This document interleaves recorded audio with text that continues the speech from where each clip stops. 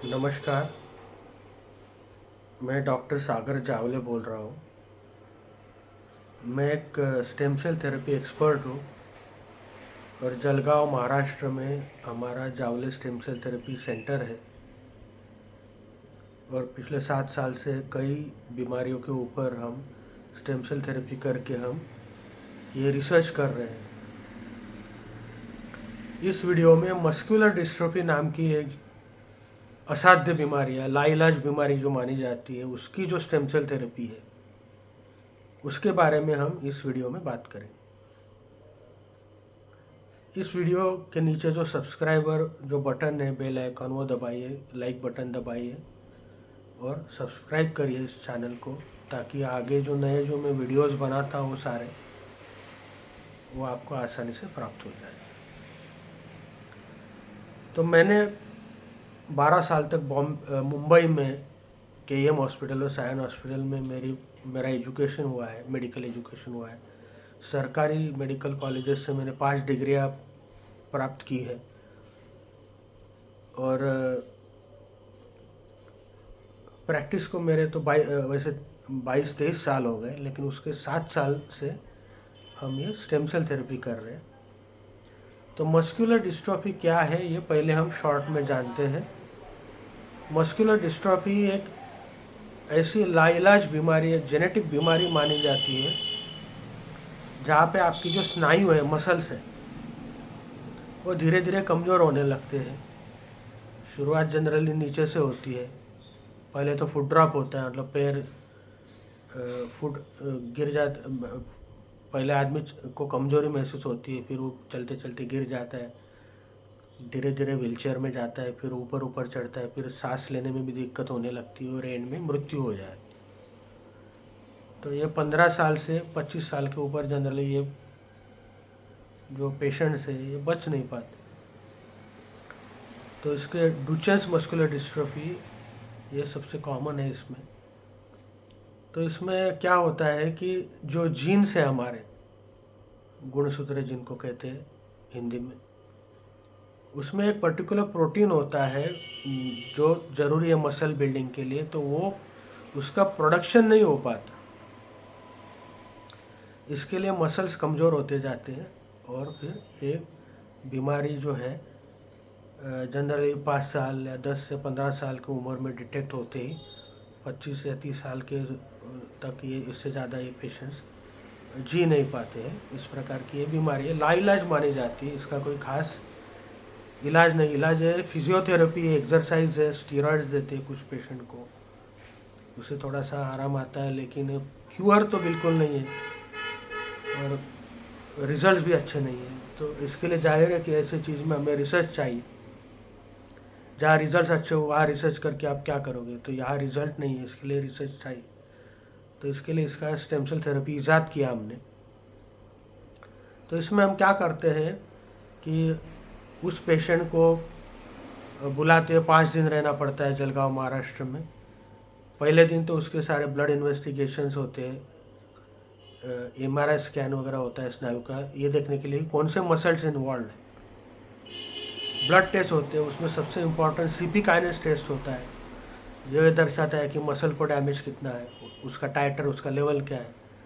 200 का level normal माना जाता है, इन पेशेंट का 2000 3000 ऐसे होता है लेवल्स। तो जितना लेवल ज़्यादा उतना वो ज़्यादा बुरा माना जाता है। दूसरे दिन फिर इनकी स्टेम सेल थेरेपी की जाती है। पीछे रीढ़ की हड्डी में एक इंजेक्शन दे के स्पाइनल एनेस्थीसिया दिया जाता है, तो नीचे का हिस्सा सारा बेहोश हो जाता है। फिर रीढ़ की हड्डी से हड्डी का खून जिसे कहते हैं बोन मैरो, वो निकाला जाता है तकरीबन 100 ml। फिर उसे स्टेम सेल लेबोरेटरी में लेकर जाया जाता है, जो हमारे हॉस्पिटल में ही लोकेटेड है। वहाँ उसे प्यूरिफाई करके उससे स्टेम सेल्स अलग किए जाते हैं और फिर ये स्टेम सेल उसी सेटिंग में 1 घंटे के अंदर प्रोसेस करके उसके स्नायु में जो मसल्स जिसमें इन्वॉल्वमेंट है, जहाँ पे मस्कुलर डिस्ट्रॉफी की इन्वॉल्वमेंट है, उसके मसल्स में इंजेक्ट किए जाते हैं मल्टीपल प्लेसेस में, 20 25 50 जगह तक भी दिए जा सकते। तकरीबन 100 ml बोन मैरो में 100 ml एस्पिरेट निकलता है विद डाइल्यूशन, वो इंजेक्ट किए जाते हैं। और फिर कुछ बचे हुए स्टेम सेल्स ब्लड में भी दिए जाते हैं नस के माध्यम से, ताकि वो जिस मसल्स में वो गए नहीं वो आ जाए, पूरे बॉडी में सर्कुलेट हो जाए। फिर ये जो स्टेम सेल्स है ये 50 प्रकार के ग्रोथ फैक्टर्स और साइटोकाइंस रिलीज करती है, जिससे जो डैमेज सेल्स है मसल के वो रिपेयर होते, रीजनरेट होते। और ये सेल्स तीन दिन में ये डबल हो जाते। 1 लाख होंगे तो 2 लाख हो जाएंगे, 2 लाख के 4 लाख हो जाएंगे, तो 3 महीने में अरबों में उनकी संख्या पहुंच जाती। और 3 से 6 महीने तक ये डुप्लीकेट होते हैं और बाद में डुप्लीकेशन बंद होता है। तब तक ये लाखों करोड़ों रुपए के इक्विवेलेंट ऐसे drugs, growth factors and cytokines उस मसल में अलग अलग जगह में रिलीज करते हैं, जिससे वो मसल रिपेयर होता है। और काफ़ी अच्छे, काफ़ी ज़बरदस्त रिजल्ट्स इसके हमें मिले हैं, पर्टिकुलरली अर्ली स्टेज।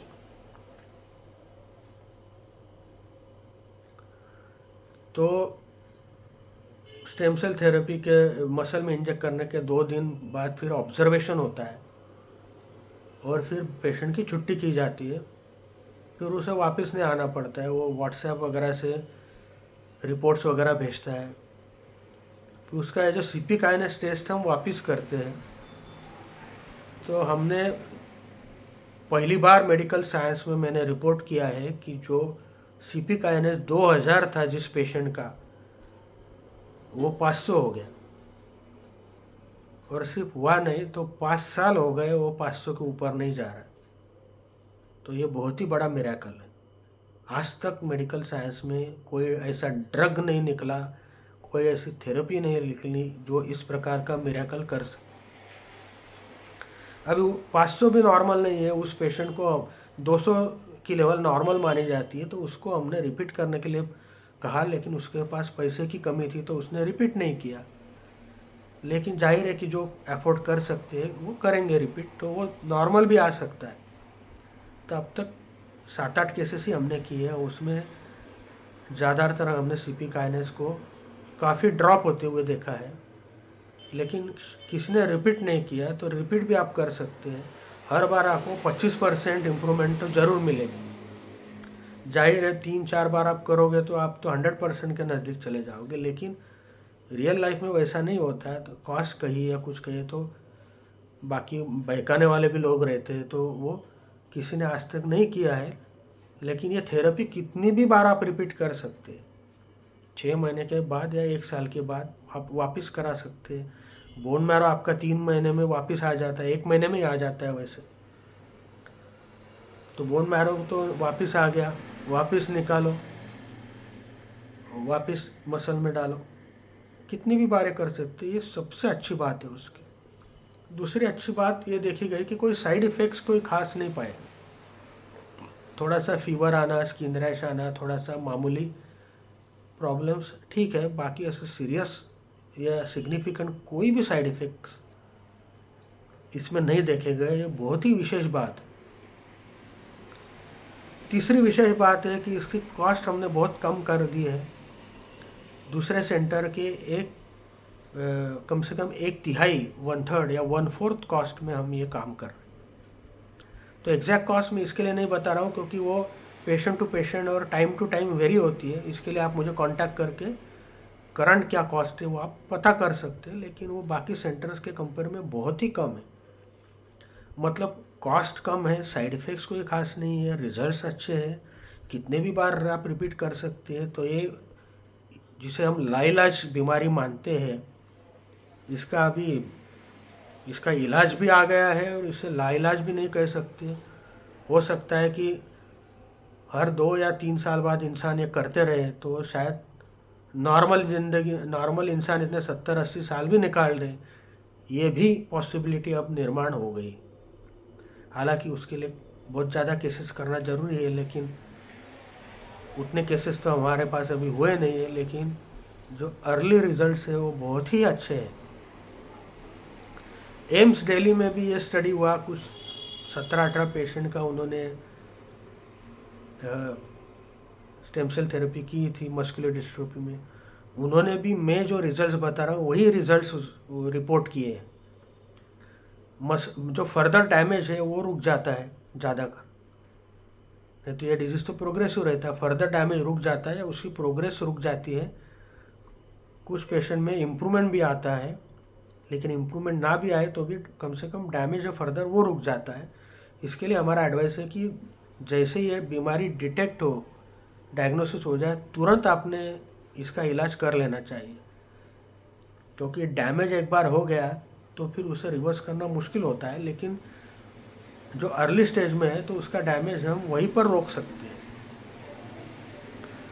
तो काफ़ी प्रोग्रेस इसमें हुई है। जब पहली बार पिछले 10 साल में, पिछले 250 सालों के कंपेयर में जो मस्कुलर डिस्ट्रॉफी नाम की जो बीमारी जो लाइलाज मानी जाती है, इतना इम्प्रूवमेंट पिछले 250 साल में से सिर्फ पिछले 10 साल में ये ब्रेक थ्रू हुआ है। तो इसका आप लाभ ज़रूर उठा सकते हैं। तो नीचे डिस्क्रिप्शन बॉक्स में मेरे सारे कॉन्टैक्ट डिटेल्स है, मेरा वेबसाइट का URL है, फ़ोन नंबर, ईमेल एड्रेस है, तो मुझे आप कांटेक्ट कर सकते हैं। अपॉइंटमेंट लेकर आप ये थेरेपी के लिए आ सकते। धन्यवाद।